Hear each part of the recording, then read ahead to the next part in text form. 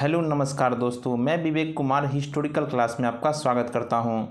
आज Bihar police constable का set number 13 है। सभी प्रश्न सेलेक्टेड लिए गए हैं जो आपकी परीक्षा के दृष्टिकोण से काफ़ी महत्वपूर्ण हैं। चलिए बढ़ते हैं आज का फर्स्ट क्वेश्चन की ओर।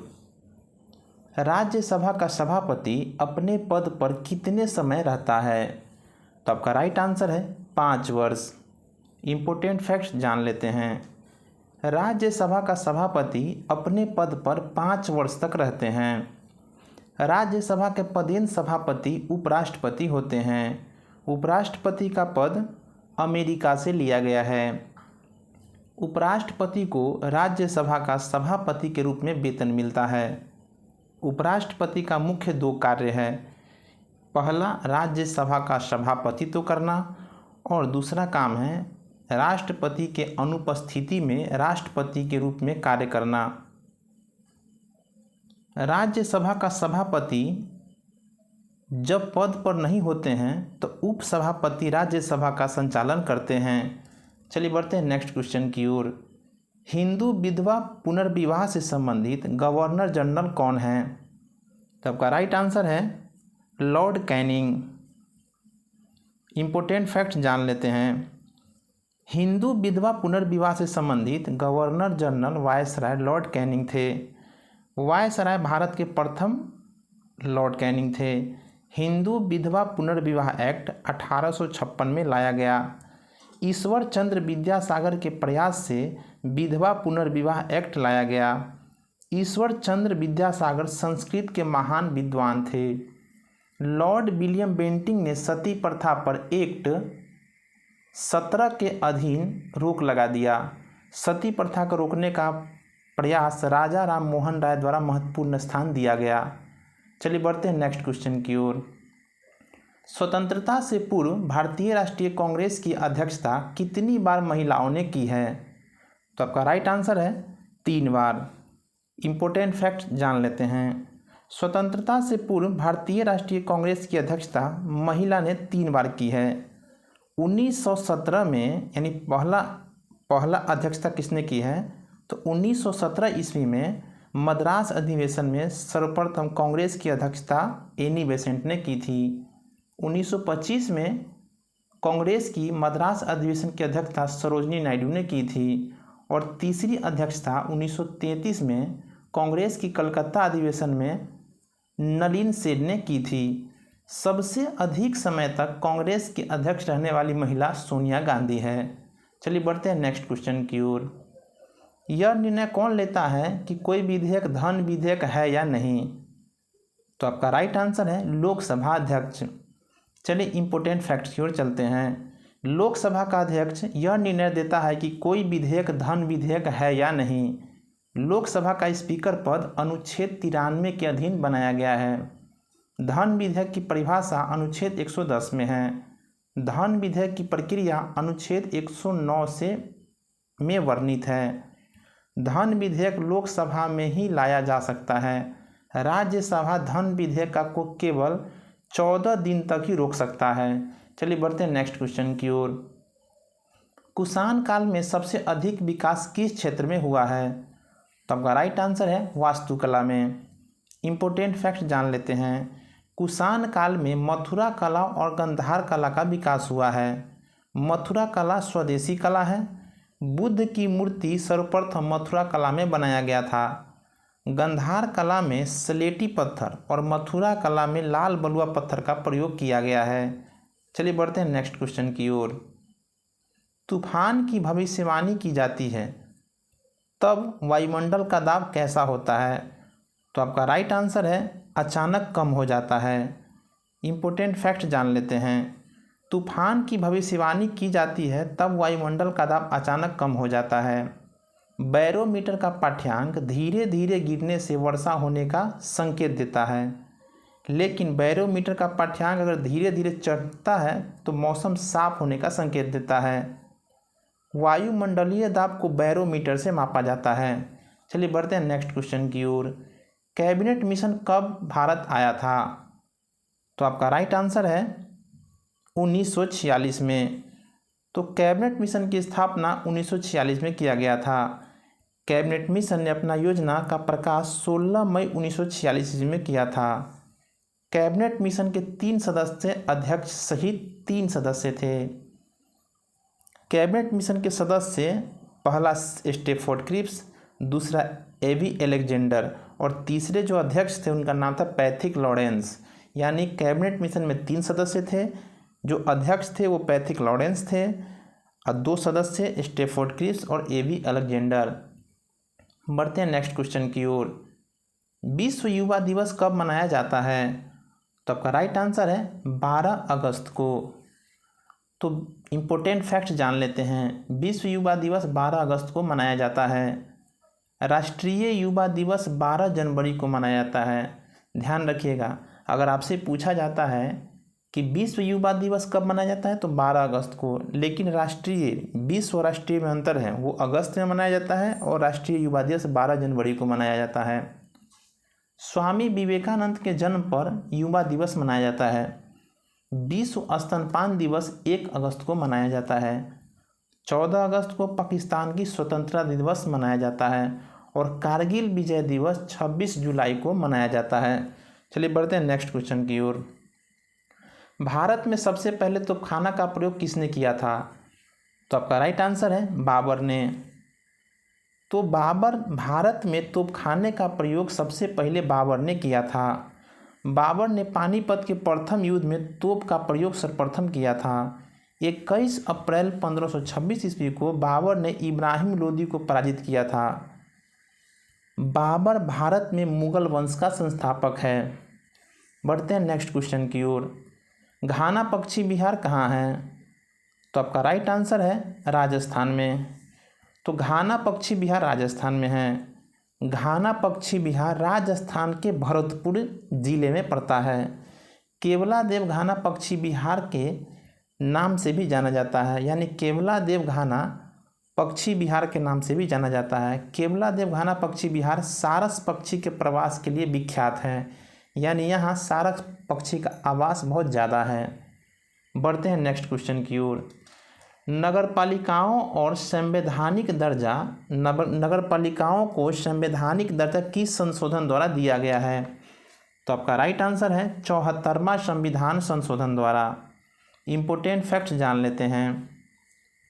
नगरपालिकाएं की संवैधानिक दर्जा 74वां संविधान संशोधन दिया गया है। चलिए बढ़ते हैं नेक्स्ट क्वेश्चन की ओर। पुरी की रथ यात्रा किसके सम्मान में मनाई जाती है? तो आपका राइट आंसर है भगवान जगन्नाथ के सम्मान में। इम्पोर्टेंट फैक्ट जान लेते हैं। पुरी की रथ यात्रा भगवान जगन्नाथ के सम्मान में निकाला जाता है। अनंत बर्मन ने पुरी का जगन्नाथ मंदिर का निर्माण किया था। कोणार्क मंदिर का निर्माण नरसिंह देव ने किया। कोणार्क मंदिर सूर्य भगवान से संबंधित है और चैतन्य महाप्रभु का जन्म नदिया जिला में हुआ था। चलिए बढ़ते हैं नेक्स्ट क्वेश्चन की ओर। वायु पुराण में बिंदुसार को क्या कहा गया है? तो आपका राइट आंसर है भद्रसार कहा गया है। इम्पोर्टेंट फैक्ट जान लेते हैं। वायु पुराण में बिंदुसार को भद्रसार कहा गया है, लेकिन जैन साहित्य में बिंदुसार को सिंहसेन कहा गया है। बिंदुसार आजीवक संप्रदाय को मानते थे। चलिए बढ़ते हैं नेक्स्ट क्वेश्चन की ओर। विद्युत परिपथ में क्या मापने के लिए आमीटर का प्रयोग किया जाता है? तो आपका राइट आंसर है धारा मापने के लिए। इम्पोर्टेंट फैक्ट जान लेते हैं। विद्युत धारा यानी विद्युत परिपथ में धारा मापने के लिए आमीटर का प्रयोग किया जाता है। आमीटर सदैव श्रेणी क्रम में लगाया जाता है। आदर्श आमीटर का प्रतिरोध 0 होता है। चलिए बढ़ते हैं नेक्स्ट क्वेश्चन की ओर। मानव ग्रंथि जो शरीर का तापमान नियंत्रण रखती है वो कौन सा ग्रंथि है? तो आपका राइट आंसर है हाइपोथैलेमस ग्रंथि। यानी मानव शरीर में हाइपोथैलेमस ताप को नियंत्रण रखता है। शरीर के ताप संतुलन करने में कान का भी बहुत बड़ा योगदान है। मानव शरीर का तापमान 37 डिग्री सेंटीग्रेड होना चाहिए। चलिए बढ़ते हैं नेक्स्ट क्वेश्चन की ओर। संतरा में कौन सा अम्ल पाया जाता है? तो आपका राइट आंसर है साइट्रिक अम्ल। कुछ इम्पोर्टेंट पॉइंट देख लेते हैं। संतरा में साइट्रिक अम्ल पाया जाता है, लेकिन टमाटर में ऑक्जेलिक अम्ल, दही में लैक्टिक अम्ल, सिरका में एसिटिक अम्ल, इमली में टार्टरिक अम्ल, नींबू में सिट्रिक अम्ल और चींटी के डंक में मेथेनोइल अम्ल पाया जाता है। चलिए बढ़ते हैं नेक्स्ट क्वेश्चन की ओर। विटामिन B7 का रासायनिक नाम क्या है? तो आपका राइट आंसर है बायोटीन। इम्पोर्टेंट फैक्ट जान लेते हैं। विटामिन B7 का रासायनिक नाम बायोटीन है। विटामिन B7 की कमी से लकवा, शरीर में दर्द, बालों का गिरना आदि रोग होता है। कुछ इम्पोर्टेंट विटामिन के नाम हैं, जैसे विटामिन A को रेटिनॉल कहा जाता है, विटामिन B को थायमीन, विटामिन B2 को राइबोफ्लेविन, विटामिन B3 को पेंटोथेनिक अम्ल, विटामिन B5 को नियासिन, विटामिन B6 को पायरिडॉक्सिन और विटामिन B12 को साइनोकोबालामिन कहा जाता है। चलिए बढ़ते हैं नेक्स्ट क्वेश्चन की ओर। शराब का pH मान कितना होता है? तो आपका राइट आंसर है 2.8। इम्पोर्टेंट फैक्ट जान लेते हैं। शराब का pH मान 2.8 होता है। रक्त का pH मान 7.4 होता है। समुद्री जल का pH मान 8.4, मूत्र का pH मान 6, दूध का pH मान 6.4, नींबू का pH मान 2.2 और सिरका का pH मान 2.4 होता है। ये बहुत इम्पोर्टेंट है, आप लोग इसको अच्छे तरह याद कर लीजिए। चलिए बढ़ते हैं नेक्स्ट क्वेश्चन की ओर। ऑक्सीजन के कितने समस्थानिक होते हैं? तो आपका राइट आंसर है 3, यानी ऑक्सीजन के 3 समस्थानिक होते हैं। इम्पोर्टेंट फैक्ट जान लेते हैं। समान परमाणु क्रमांक परंतु भिन्न परमाणु द्रव्यमानों के परमाणु को समस्थानिक कहते हैं। सबसे अधिक समस्थानिकों वाला तत्व है पोलोनियम। चलिए बढ़ते हैं नेक्स्ट क्वेश्चन की ओर। फ्रेंड्स, अगर आपको वीडियो की क्वालिटी, मेरी मेहनत पसंद आ रही है तो वीडियो को लाइक, सब्सक्राइब और शेयर ज़रूर करें तथा बेल आइकन को दबाना ना भूलें, ताकि आपको हर वीडियो का नोटिफिकेशन आपको मिलता रहे। चलिए बढ़ते हैं नेक्स्ट क्वेश्चन की ओर। पाषाण युग के मानव की जीविका का मुख्य आधार क्या था? तो आपका राइट आंसर है शिकार, यानी शिकार करते थे। चलिए इम्पोर्टेंट फैक्ट जान लेते हैं। पूर्व पाषाण युग के मानव का जीविका का मुख्य आधार शिकार था।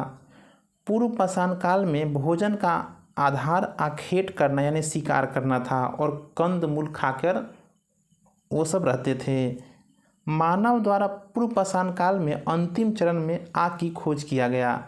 मानव द्वारा सर्वप्रथम प्रयोग औजार था हस्त कुठार। मानव द्वारा सर्वप्रथम उपयोग किया जाने वाला धातु था तांबा। चलिए बढ़ते हैं नेक्स्ट क्वेश्चन की ओर। ऋग्वैदिक काल में किस पशु को अधन्य यानी न मारे जाने योग्य कहा गया है? तो आपका राइट आंसर है गाय। इम्पोर्टेंट फैक्ट जान लेते हैं। ऋग्वैदिक काल में गाय पशु को अधन्य कहा गया है, यानी न मारे जाने योग्य। गाय हिंदू धर्म में काफ़ी पवित्र माना जाता है। गाय को माता का दर्जा दिया जाता है। गाय के बच्चा कृषि एवं भारवाहक के रूप में काफ़ी उपयोगी है। ऋग्वैदिक काल में सबसे उपयोगी एवं धन का आधार गाय था। वैदिक काल में युद्ध में सबसे महत्वपूर्ण पशु अश्व था और ऋग्वैदिक अर्थव्यवस्था का आधार पशुपालन था। चलिए बढ़ते हैं नेक्स्ट क्वेश्चन की ओर। भारतीय संविधान की 8वीं अनुसूची में शामिल कौन सी भाषा तिब्बत से संबंधित है? तो आपका राइट आंसर है बोडो। चलिए बढ़ते हैं नेक्स्ट क्वेश्चन की ओर। पंचतंत्र का फारसी भाषा में अनुवाद किसने किया था? तो पंचतंत्र का फारसी भाषा में अनुवाद अबुल फजल ने किया था। इम्पोर्टेंट फैक्ट जान लेते हैं। अबुल फजल अकबर नाम का पुस्तक लिखा। अकबरनामा का तीसरा भाग आईने अकबरी है। अबुल फजल की हत्या जहांगीर के कहने पर वीर सिंह बुंदेला ने 1602 ईस्वी में कर दिया। पंचतंत्र पुस्तक विष्णु शर्मा ने लिखा है। अब फैजी अबुल फजल का बड़ा भाई था। चलिए बढ़ते हैं नेक्स्ट क्वेश्चन की ओर। किस यंत्र का उपयोग विकिरण की माप के लिए किया जाता है? तो आपका राइट आंसर है रेडियोमीटर। रेडियोमीटर का इस्तेमाल विकिरण को माप करने के लिए किया जाता है। चलिए बढ़ते हैं नेक्स्ट क्वेश्चन की ओर। पृष्ठ तनाव का एसआई मात्रक क्या है? तो आपका राइट आंसर है न्यूटन प्रति मीटर। तो न्यूटन प्रति मीटर पृष्ठ तनाव का एसआई मात्रक है। चलिए बढ़ते हैं नेक्स्ट क्वेश्चन की ओर। भारत का सबसे ऊंचा झरना जोग या गरसोप्पा किस राज्य में स्थित है? तो आपका राइट आंसर है कर्नाटक राज्य में। इम्पोर्टेंट फैक्ट जान लेते हैं। जोग गरसोप्पा या जोग जलप्रपात को अब महात्मा गांधी जलप्रपात के नाम से भी जाना जाता है। जोग झरना शरावती नदी पर है। जोग झरना का ऊंचाई 255 मीटर है। विश्व का सबसे ऊंचा जलप्रपात साल्ट एंजिल वेनेजुएला में है। एंजिल झरना वेनेजुएला देश के कैरो नदी पर स्थित है। चलिए बढ़ते हैं नेक्स्ट क्वेश्चन की ओर। निम्नलिखित में से किस राज्य में भीमबेटका की गुफाएं स्थित है? तो आपका राइट आंसर है मध्य प्रदेश। मध्य प्रदेश राज्य में भीमबेटका की गुफाएं स्थित है। इम्पोर्टेंट फैक्ट्स जान लेते हैं।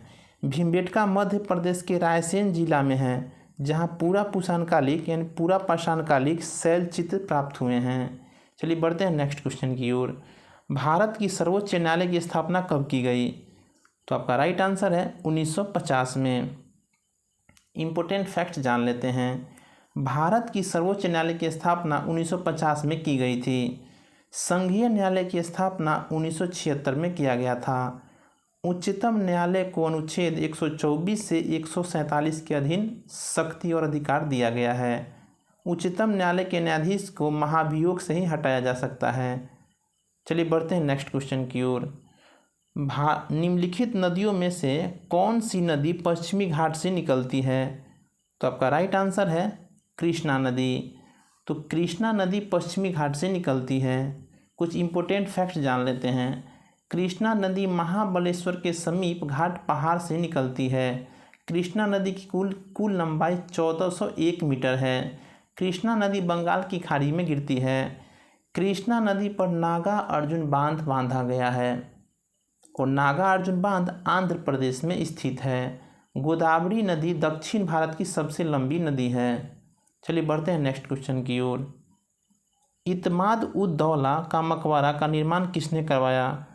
तो आपका राइट आंसर है नूरजहां बेगम ने। इम्पोर्टेंट फैक्ट जान लेते हैं। गियास बेग की मृत्यु होने पर नूरजहां आगरा में 1627 ईस्वी में इत्माद उद दौला का मकबरा बनाया। यह सफ़ेद मार्बल का प्रथम मुगलकालीन मकबरा है। यह प्रथम मकबरा है जिसमें पित्रा दूरा का प्रयोग किया गया है। ताजमहल इत्माद उद दौला के मकबरा से भी प्रभावित है। चलिए बढ़ते हैं नेक्स्ट क्वेश्चन की ओर। किस अधिनियम द्वारा 1843 ईस्वी में दास प्रथा पर प्रतिबंध लगा दिया गया? तो आपका राइट आंसर है एक्ट 5 के अधीन अधिनियम 5 के अधीन 1843 ईस्वी में दास प्रथा को समाप्त कर दिया गया। कुछ इम्पोर्टेंट फैक्ट जान लेते हैं। दास प्रथा को लॉर्ड एलन बरो ने समाप्त किया है। 1860 में दास प्रथा को भारतीय दंड संहिता के अंतर्गत अपराध घोषित किया गया। 1829 ईस्वी में एक्ट 17 के द्वारा सती प्रथा को अवैध घोषित किया गया। चलिए बढ़ते हैं नेक्स्ट क्वेश्चन की ओर। निम्नलिखित में से कौन अवशिष्ट पर्वत का उदाहरण नहीं है? तो आपका राइट आंसर है हिमालय। इम्पोर्टेंट फैक्ट्स जान लेते हैं। हिमालय वलित मोरदार पर्वत का उदाहरण है।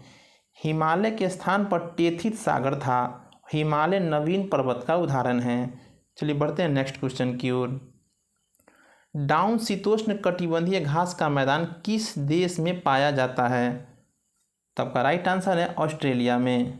बढ़ते हैं इम्पोर्टेंट फैक्ट्स की ओर। डाउन शीतोष्ण कटिबंधीय घास का मैदान है, यानी ठंडी के समय में उगने वाले घास हैं। कुछ इम्पोर्टेंट घास के मैदान हैं। पंपास जो अर्जेंटीना में पाया जाता है, वेल्ड दक्षिण अमेरिका में पाया जाता है और प्रेरी उत्तरी अमेरिका में पाया जाता है। चलिए बढ़ते हैं नेक्स्ट क्वेश्चन की ओर। राष्ट्रीय आपात की घोषणा राष्ट्रपति द्वारा किस अनुच्छेद के अंतर्गत की गई है? तो आपका राइट आंसर है 352। इम्पोर्टेंट फैक्ट जान लेते हैं। राष्ट्रीय आपातकाल की घोषणा राष्ट्रपति अनुच्छेद 352 के अधीन करते हैं। राष्ट्रीय आपात भारत में 3 बार अभी तक लग चुका है। एक 1962 में जो चीन के आक्रमण के कारण, दूसरा 1971 में भारत और पाकिस्तान के बीच युद्ध होने के कारण, और तीसरा 1975 में आंतरिक अशांति के कारण। चलिए बढ़ते हैं नेक्स्ट क्वेश्चन की ओर। मिर्च किस कुल का पौधा है? तो आपका राइट आंसर है सोलेनेसी, यानी मिर्च सोलेनेसी कुल का पौधा है। चलिए बढ़ते हैं नेक्स्ट क्वेश्चन की ओर। बिहार में विधान परिषद की कुल सीटों की संख्या कितनी है? तो आपका राइट आंसर है 75। इम्पोर्टेंट फैक्ट जान लेते हैं। बिहार में विधान परिषद की कुल सीटों की संख्या 75 है। विधान परिषद की सदस्य संख्या विधानसभा का सदस्य का 1/3 से अधिक नहीं हो सकता है, लेकिन 40 से कम भी नहीं हो सकता है। यानी अधिकतम कितना हो सकता है? विधानसभा के सीट का 1/3 से अधिक नहीं हो सकता है, और कम कितना? 40 से कम नहीं हो सकता है। सबसे अधिक विधान परिषद का सीट उत्तर प्रदेश में है। चलिए बढ़ते हैं नेक्स्ट क्वेश्चन की ओर। भारत में कृषि का प्राचीनतम साक्ष्य कहाँ से मिला है? तो आपका राइट आंसर है मेहरगढ़ से। चलिए बढ़ते हैं नेक्स्ट क्वेश्चन की ओर। राज्यसभा का गठन संविधान के किस अनुच्छेद के तहत किया जाता है? तो आपका राइट आंसर है अनुच्छेद 80। इम्पोर्टेंट फैक्ट जान लेते हैं। राज्यसभा का गठन संविधान के अनुच्छेद 80 के तहत किया गया है। राज्यसभा अस्थायी सभा है, इसे भंग नहीं किया जा सकता। राज्यसभा राज्य के हित की प्रतिनिधित्व सभा है। राज्यसभा के सदस्य का चुनाव अप्रत्यक्ष रूप से होता है। राज्यसभा के सदस्य कुल 250 हो सकते हैं, यानी राज्यसभा के सदस्य कुल 250 हो सकते हैं। अनुच्छेद 81 के अधीन लोकसभा का गठन किया गया है। लोकसभा का अधिकतम सीट यानी सदस्य 552 हो सकता है। चलिए बढ़ते हैं नेक्स्ट क्वेश्चन की ओर। अंतर्राष्ट्रीय ओजोन दिवस किस तिथि को मनाया जाता है? तो आपका राइट आंसर है 16 सितंबर को। इम्पोर्टेंट फैक्ट जान लेते हैं। ओजोन परत को सबसे अधिक क्षति CFC गैस से होता है, यानी क्लोरोफ्लोरोकार्बन। उसके बाद ओजोन परत पृथ्वी पर आने वाले हानिकारक परावैंगनिक किरणों को रोकता है। चलिए बढ़ते हैं नेक्स्ट क्वेश्चन की ओर। भारत ने अपने पहले उपग्रह का प्रक्षेपण किस वर्ष किया था? तो आपका राइट आंसर है 1975 में। इम्पोर्टेंट फैक्ट जान लेते हैं। भारत ने अपना पहला उपग्रह का प्रक्षेपण 1975 में किया था। भारत का प्रथम कृत्रिम उपग्रह आर्यभट्ट है। आर्यभट्ट का प्रक्षेपण 19 अप्रैल 1975 को कॉस्मोस प्रक्षेपण यान से बैकानूर में किया गया था। आर्यभट्ट विज्ञान संबंधित उपग्रह था। चलिए बढ़ते हैं नेक्स्ट क्वेश्चन की ओर। निम्नलिखित में से कौन सा रोग बैक्टीरिया से होता है? तो आपका राइट आंसर है तपेदिक। तपेदिक जो रोग है जो बैक्टीरिया से होता है। चलिए बढ़ते हैं नेक्स्ट क्वेश्चन की ओर। स्मेल्टाइट किस धातु का अयस्क है? तो आपका राइट आंसर है कोबाल्ट का, यानी कोबाल्ट का स्मेल्टाइट धातु का अयस्क है। चलिए बढ़ते हैं नेक्स्ट क्वेश्चन की ओर। बिहार का राजकीय खेल क्या है? तो आपका राइट आंसर है कबड्डी। इम्पोर्टेंट फैक्ट जान लेते हैं। कबड्डी खेल का जन्म भूमि भारत को माना जाता है, यानी कबड्डी खेल का जन्म हमारा भारत है। भारत कबड्डी का विश्व विजेता है। कबड्डी में प्रत्येक पक्ष में 7 खिलाड़ी होते हैं। चलिए बढ़ते हैं नेक्स्ट क्वेश्चन की ओर। बिहार की सबसे बड़ी नदी घाटी परियोजना कौन सी है? तो आपका राइट आंसर है गंडक। इम्पोर्टेंट फैक्ट जान लेते हैं। बिहार की प्रथम नहर सोन नहर है, जो 1874 में बनाया गया था। बिहार का शोक कोसी नदी को कहा जाता है। गंडक नदी नेपाल से निकलता है। गंडक नदी नेपाल में शालिग्राम और नारायणी नदी के नाम से भी जाना जाता है। शालिग्राम पत्थर गोल पत्थर गंडक नदी में मिलता है। चलिए बढ़ते हैं नेक्स्ट क्वेश्चन की ओर।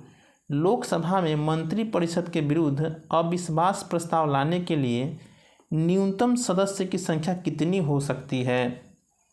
तो आपका राइट आंसर है 50। चलिए बढ़ते हैं नेक्स्ट क्वेश्चन की ओर। टिहरी जल विद्युत परियोजना किस नदी पर स्थित है? तो आपका राइट आंसर है भागीरथी नदी पर। इम्पोर्टेंट फैक्ट जान लेते हैं। टिहरी जल विद्युत परियोजना भागीरथी नदी पर है। टिहरी जल विद्युत प्रोजेक्ट उत्तराखंड में अवस्थित है। चलिए बढ़ते हैं नेक्स्ट क्वेश्चन की ओर। पटना उच्च न्यायालय की स्थापना किस वर्ष की गई थी? तो आपका राइट आंसर है 1916 में। बढ़ते हैं नेक्स्ट क्वेश्चन की ओर। ब्रह्म समाज की स्थापना किसने की? तो आपका राइट आंसर है राजा राम मोहन राय ने, यानी ब्रह्म समाज की स्थापना राजा राम मोहन राय ने की। आत्मीय सभा की स्थापना 1815 में राजा राम मोहन राय ने की। वेदांत कॉलेज की स्थापना 1828 में राजा राम मोहन ने किया और ब्रह्म समाज की स्थापना 1829 में राजा राम मोहन जी ने किया। चलिए बढ़ते हैं नेक्स्ट क्वेश्चन की ओर। सतपुड़ा पहाड़ी की सबसे ऊंची चोटी कौन है? तो आपका राइट आंसर है धूपगढ़ी। सतपुड़ा पहाड़ी की सबसे ऊंची चोटी है धूपगढ़ी। कर्क रेखा कितने राज्यों से गुजरती है?